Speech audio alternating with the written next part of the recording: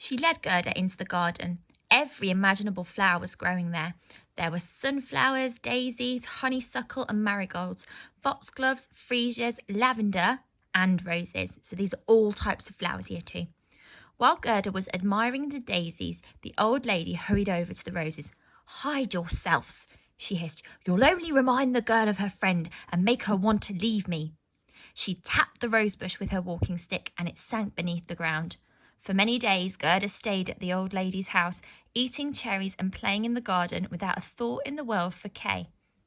One day, the old lady put on her flowery sun hat and Gerda suddenly noticed a flower on it that she hadn't seen in the garden. It was a rose. She wandered out into the garden, thinking to herself, where have I seen this lovely flower before? It reminds me of something. Then, all at once, everything flooded back to her. She remembered her home, the rooftop with the roses, and her dear playmate Kay. What am I doing here when I should be looking for Kay?" she gasped. Tears fell from her eyes and dropped onto the ground just where the rose bush lay buried. It sprang out of the soil.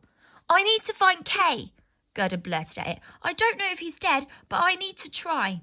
To her surprise, the roses whispered back, "We've been underground. He is not buried here." They said, "That means he is not dead. Go and find him. Hurry, before the old lady stops you." So Gerda rushed out of the garden without even saying goodbye. The summer had gone and a cold wind blew the leaves from the trees. Gerda hurried along, wondering where to look for Kay, when she met a glossy black crow. "Craw, craw," said the crow. "Good day to you, sir," Gerda answered politely. To her surprise, the crow spoke.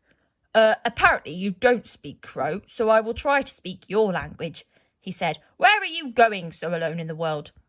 So Gerda told the crow her whole story, from the roses on the rooftop to her search for little Kay, and how she'd spent too long in the old lady's garden and must hurry and find him.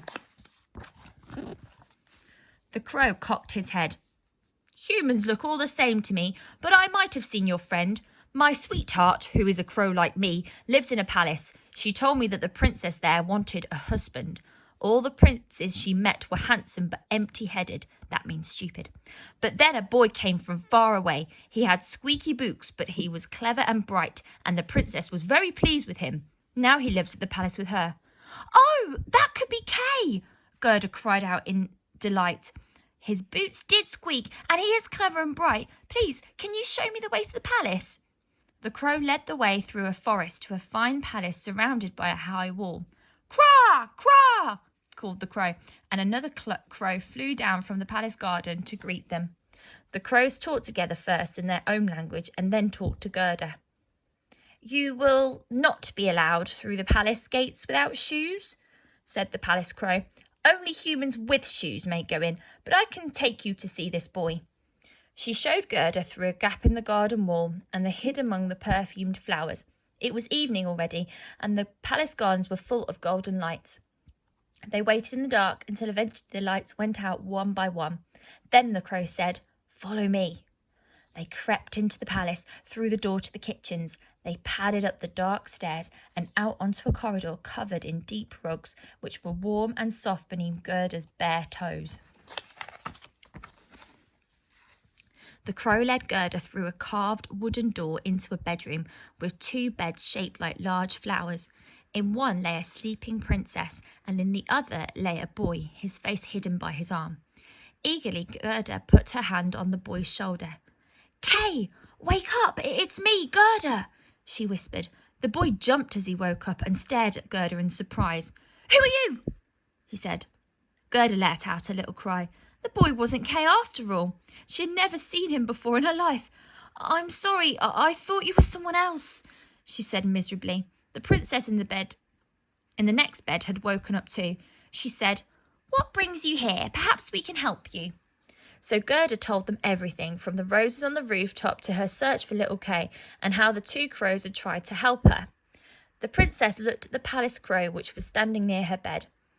"As a reward for helping this little girl," she told her, "you and the other crow may eat all you like from the kitchen for the rest of your lives." "Craw!" said the crow, looking very pleased. The princess turned to Gerda.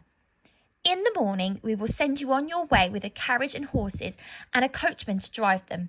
That should make your search easier." Gerda couldn't thank her enough. So in the morning, after a filling breakfast, she was sent on her way in a golden carriage with new shoes and a warm cloak. The princess and the boy waved goodbye, and the crows flew after the carriage a little way. Then the carriage entered a thick wood, and they were lost from view.